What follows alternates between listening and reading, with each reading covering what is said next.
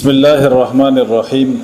آج ہم تخلیق انسانی پر کچھ چیزیں بیان کریں گے۔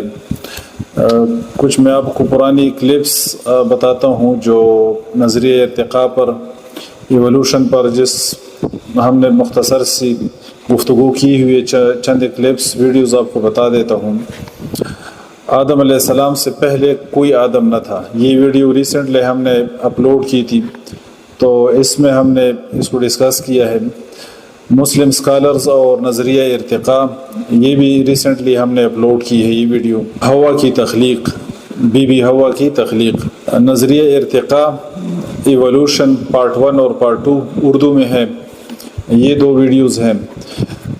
اسی طرح کچھ عرصہ پہلے ہم نے آدم علیہ السلام کو تخلیق کیا گیا، یہ ایک ویڈیو ہے۔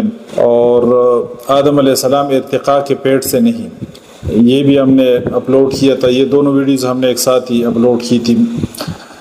آدم علیہ السلام کو تخلیق کیا گیا اور آدم علیہ السلام ارتقاء کے پیٹ سے نہیں۔ تو یہ کچھ ہماری پریویس ویڈیوز ہیں جس کی طرف میں نے اشارہ کیا، تو اس کو بھی آپ لوگ دیکھیں جن لوگوں نے نہیں دیکھی۔ اور آج بھی ہم کچھ پوائنٹس ڈسکس کرتے ہیں۔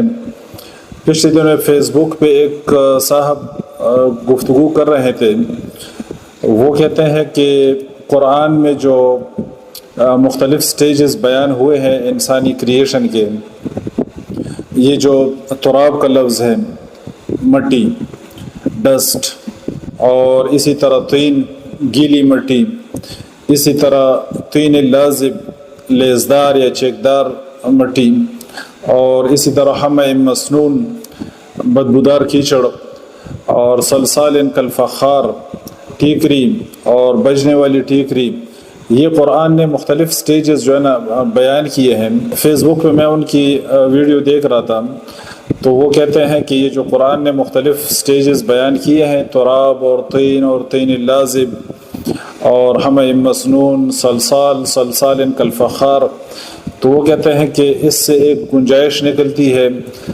سوچنے والوں کے لیے کہ انسان کو پہلے مختلف جو ہے نا مراحل سے گزارا گیا ہے۔ جس طرح یہاں قرآن نے اس کے سٹیجز بیان کیے ہیں، تو اس سے یہ معلوم ہوتا ہے کہ اس سے پہلے بھی انسان کچھ اس طرح کے مراحل سے گزرا ہے، یعنی دوسری شکلوں میں۔